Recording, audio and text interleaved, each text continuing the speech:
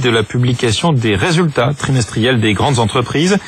Comme à chaque fois, c'est Alcoa, le géant de l'aluminium, qui ouvrira le bal après la clôture de Wall Street ce soir. Pour l'ensemble des valeurs de l'indice S&P 500, les économistes tablent sur un recul de l'ordre de 8% des bénéfices par rapport à la même période de l'an dernier, ce qui constituerait le 3e trimestre consécutif de repli. Comment expliquer cette tendance et faut-il s'inquiéter de la baisse en cours? Écoutez les explications de Grégory Volokin, le président de Meskert Financial Services à New York. Alors, on sait que la croissance aux États-Unis n'est plus ce qu'elle était, puisqu'on a une croissance pour le moment prévue sur l'année de 2%. Une fois de plus, il faut un peu enlever le secteur de l'énergie. Alors, il y a des gens qui disent, mais pourquoi enlever le secteur de l'énergie?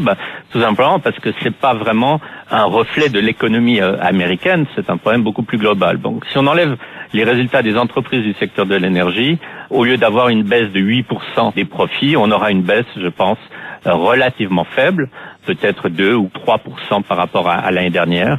Et là, une fois de plus, cette baisse, on pourra l'expliquer, par la croissance qui est vraiment pas forte, ça c'est clair aux États-Unis, mais aussi continuer à l'expliquer par ce qu'a fait le dollar en 2015. Donc, le plus important maintenant, c'est pas de se dire qu'est-ce qui s'est passé en 2015 au niveau de l'énergie et du pétrole et du dollar, c'est de se dire mais qu'est-ce qui va se passer en 2016? Je dirais que ce qu'on attend, c'est d'avoir un peu plus de visibilité de la part des compagnies sur leur plan pour les 2 tiers de l'année. Grégory Volokin, analyste à New York. Il est 7h09 sur Radio Classique. Radio Classique.